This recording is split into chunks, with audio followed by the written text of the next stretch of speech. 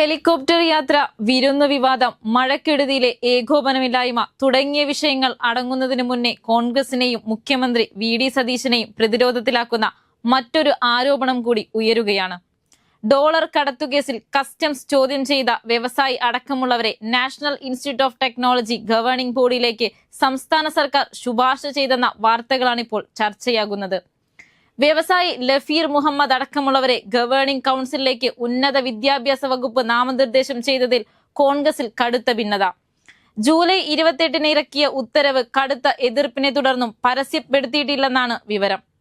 വിഷയം ബി.ജെ.പി. കൂടി ഏറ്റെടുത്തതോടെ വരും ദിവസങ്ങളിൽ കത്തുമെന്നുറപ്പ്. ലഫീറിന്റെ നിയമനത്തിന് പിന്നിൽ മുഖ്യമന്ത്രി വി.ഡി. സതീശനാണെന്നാണ് ബി.ജെ.പി. കോഴിക്കോട് സിറ്റി ജില്ലാ പ്രസിഡന്റ് അഡ്വക്കേറ്റ് കെ.പി. പ്രകാശ് ബാബുവിന്റെ ആരോപണം. വിഷയങ്ങളിൽ പ്രതിപക്ഷം കടന്നാക്രമണം കടുപ്പിക്കുമ്പോഴും മുഖ്യമന്ത്രി വി.ഡി. സതീശനായി ശക്തമായൊരു പ്രതിരോധ കവചം കോൺഗ്രസ് പാർട്ടിയിൽ നിന്നും ഉണ്ടാകുന്നില്ലെന്നത് ശ്രദ്ധേയമാണ്. അധികാരത്തിലേറി 3 മാസം പൂർത്തിയാക്കുന്ന വേളയിലാണ് സർക്കാരും കോൺഗ്രസ് പാർട്ടിയും തമ്മിലുള്ള ഏകോപനമില്ലായ്മയും നിസ്സംഗതയും പരസ്യമാകുന്നത്.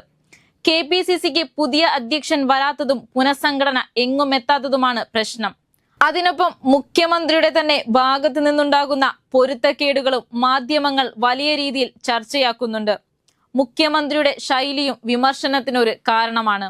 മുൻ മുഖ്യമന്ത്രി പിണറായി വിജയനെ എന്തൊക്കെ കാര്യങ്ങളിലാണോ കുറ്റപ്പെടുത്തിയിരുന്നത്, അതേ ധാർഷ്ട്യം നിറഞ്ഞ ശൈലി തന്നെയാണ് ഇപ്പോഴത്തെ മുഖ്യമന്ത്രി സ്വീകരിക്കുന്നതെന്ന് അദ്ദേഹത്തിന്റെ വാർത്താ സമ്മേളനങ്ങൾ വ്യക്തമാക്കും. കഴിഞ്ഞ ദിവസം സ്ഥലം മാറ്റവുമായി ബന്ധപ്പെട്ട് പ്രതിപക്ഷ സംഘടനകളിൽപ്പെട്ടവരെ ഭീഷണിപ്പെടുത്തുന്ന സംഭവമുണ്ടായി. ആളുകൾ ഇപ്പോൾ സമരം നടത്താൻ ഇറങ്ങിയിരിക്കുകയാണ്. പണ്ട് അധികാരം കിട്ടിക്കഴിഞ്ഞാൽ ഇതൊക്കെ മറന്നുപോകുമായിരുന്നു. ഇപ്പോൾ അങ്ങനെയൊന്നും മറക്കില്ല, ഓർത്തു വെച്ചേക്കും. സ്ഥലം മാറ്റമൊക്കെ ഉണ്ടാകും, റെഡിയായിട്ടിരുന്നാൽ മതി എന്നാണ് കേരള ഫിനാൻസ് സെക്രട്ടേറിയറ്റ് അസോസിയേഷൻ വാർഷിക സമ്മേളനം ഉദ്ഘാടനം ചെയ്യവേ മുഖ്യമന്ത്രി മുന്നറിയിപ്പ് നൽകിയത്. സ്ഥലം മാറ്റങ്ങളൊക്കെ മുൻപും ഉണ്ടാകുമായിരുന്നെങ്കിലും മുഖ്യമന്ത്രി തന്നെ നേരിട്ട് പരസ്യമായൊരു പ്രസംഗത്തിൽ ഭീഷണിപ്പെടുന്നതൊക്കെ ആദ്യമായിട്ടാകും. കോൺഗ്രസ്കാരുടെയും യു.ഡി.എഫുകാരുടെയോ മാത്രമല്ല, കേരളത്തിന്റെ മൊത്തത്തിലുള്ള മുഖ്യമന്ത്രിയാണ് താനെന്ന് പൂർണ്ണമായും അദ്ദേഹം മറന്നുപോകരുത്. ഒരു ഭാഗത്ത് CPM സൈബർ വിഭാഗവും മറുഭാഗത്ത് സംസ്ഥാന സെക്രട്ടറിയും സെക്രട്ടേറിയറ്റ് അംഗങ്ങളുമടക്കം മുഖ്യമന്ത്രി സതീശനെതിരെ രൂക്ഷ വിമർശനം ഉന്നയിക്കുമ്പോഴാണ് കോൺഗ്രസ് ക്യാമ്പിൽ പ്രകടമായ ഈ നിസ്സംഗത.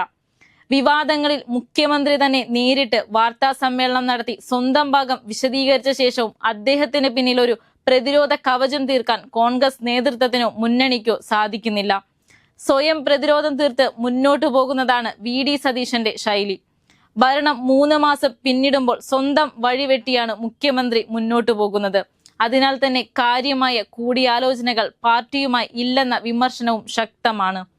സതീശൻ പ്രതിരോധത്തിലാകുമ്പോൾ സമൂഹ മാധ്യമങ്ങളിൽ സാധാരണയായി കോൺഗ്രസിന് വേണ്ടി സജീവമായി ശബ്ദിക്കാറുള്ള പ്രധാന സൈബർ അക്കൗണ്ടുകളും ഈ വിഷയങ്ങളിൽ പൂർണ്ണമായും നിശബ്ദത പാലിക്കുന്നു എന്നതും ശ്രദ്ധേയമാണ്. എല്ലാ വിവാദങ്ങളെയും വിമർശനങ്ങളെയും വി.ഡി. സതീശന്റെയും അദ്ദേഹത്തിന്റെ ഓഫീസിന്റെയും മാത്രം രാഷ്ട്രീയ ബാധ്യതയായി കാണുന്ന വിധത്തിലാണ് കോൺഗ്രസ് ക്യാമ്പിന്റെ നിലവിലെ നീക്കങ്ങൾ. മാധ്യമങ്ങൾ പ്രതികരണമാരായുമ്പോൾ ചില മന്ത്രിമാർ നടത്തുന്ന ഒറ്റപ്പെട്ട പ്രസ്താവനകൾ മാത്രമാണ് നിലവിൽ ഉണ്ടാകുന്നത്. എന്നാൽ ഇതിൽ തന്നെ കടുത്ത വൈരുദ്ധ്യങ്ങൾ പ്രകടമാണ്. ഹെലികോപ്റ്റർ യാത്ര പ്രമുഖ നിക്ഷേപകരുമായുള്ള കൂടിക്കാഴ്ച ഇന്ന് പൂർണ്ണമായും ഔദ്യോഗിക ആവശ്യത്തിനാണെന്ന് മുഖ്യമന്ത്രി വാർത്താ സമ്മേളനത്തിൽ വിശദീകരിച്ചപ്പോൾ പോകുന്ന വഴിക്ക് ബന്ധുവിനെ കണ്ടതിൽ എന്താണ് തെറ്റ് എന്നായിരുന്നു ചില മന്ത്രിമാരുടെ ചോദ്യം. പിന്നീട് മുഖ്യമന്ത്രി തന്നെ ഈ വിഷയത്തിൽ വീണ്ടും പ്രതികരിച്ചപ്പോൾ കൂടുതൽ പൊരുത്തക്കേടുകളും വന്നു. ചിലരെ രഹസ്യമായി കാണേണ്ടി വരും, ചിലരെ അങ്ങോട്ട് പോയി കാണേണ്ടി വരും. എറണാകുളത്ത് ഉണ്ടായതുകൊണ്ട് അവിടെ പോയി കണ്ടു എന്നെല്ലാം പറഞ്ഞതും അതിന് തൊട്ടുമുന്നത്തെ ദിവസം പറഞ്ഞതും തമ്മിൽ എവിടെയൊക്കെയോ എന്തോ ചേർച്ചക്കുറവ്. അതിനെല്ലാം പുറമെയാണ് ഈ ചോദ്യങ്ങൾ ചോദിക്കുന്ന മാധ്യമ പ്രവർത്തകരോട് ക്ഷുഭിതനാകുന്ന പ്രവണതയും. അങ്ങനെയെങ്കിൽ പിണറായിയും സതീശനും തമ്മിൽ എന്താണ് വ്യത്യാസം? മന്ത്രിമാർ പലരും നടത്തുന്ന പ്രതികരണങ്ങൾ മുഖ്യമന്ത്രി നൽകിയ ഔദ്യോഗിക വിശദീകരണത്തെ തന്നെ റദ്ദാക്കുന്നതിന് തുല്യമായി മാറുകയാണ്. ഭരണപക്ഷത്തിനുള്ളിലെ ഇത്തരം പരസ്പര വിരുദ്ധമായ നിലപാടുകളെ പ്രതിപക്ഷമായ CPM തന്ത്രപരമായി ഉപയോഗിച്ചുവെന്ന് മാത്രമല്ല, സർക്കാർ നൽകുന്ന ന്യായീകരണങ്ങൾ വ്യാജമാണെന്ന് വരുത്തി തീർക്കാൻ അവർക്ക് എളുപ്പമാവുകയും ചെയ്തു. കെ.പി.സി.സി പുനഃസംഘടന അനിശ്ചിതമായി വൈകുകയും പാർട്ടിയിൽ നേതൃശൂന്യത രൂക്ഷമാവുകയും ചെയ്തതിന്റെ സ്വാഭാവിക ഫലം കൂടിയാണ് സർക്കാരിന് നേരിടേണ്ടി വന്ന നിലവിലെ പ്രതിസന്ധി. പാർട്ടിയുടെ ശേഷിക്കുന്ന സംഘടനാ സംവിധാനമാകട്ടെ ഇത്തരം വിഷയങ്ങൾ രാഷ്ട്രീയമായ ഇടപെടലുകൾ നടത്താനോ സർക്കാരിന് പിന്തുണ നൽകാനോ തയ്യാറായതുമില്ല.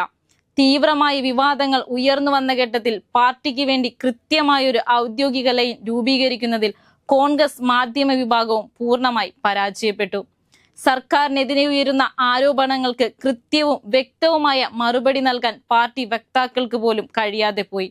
ഇതിനു പുറമെ മുൻ പിണറായി വിജയൻ സർക്കാരിന്റെ കാലത്ത് കോൺഗ്രസ് പ്രതിപക്ഷത്തിരുന്നപ്പോൾ ഉയർത്തിയ വിമർശനങ്ങളുടെ ധാർമ്മിക ബാധ്യതയും നിലവിലെ നിസ്സംഗതയ്ക്ക് പ്രധാന കാരണമായി ചൂണ്ടിക്കാണിക്കപ്പെടുന്നു. അന്ന് പിണറായി വിജയന്റെ ഹെലികോപ്റ്റർ യാത്രകൾക്കെതിരെ പ്രതിപക്ഷം ഉപയോഗിച്ച ആയുധങ്ങളെല്ലാം ഇപ്പോൾ പിണറായിയുടെ മുൻകാല ചെയ്തികളുടെ ഓർമ്മപ്പെടുത്തലുകളിൽ തട്ടി സ്വന്തം ഭരണത്തിൽ മുനയൊടിയുന്ന കാഴ്ചയാണ് കാണുന്നത്.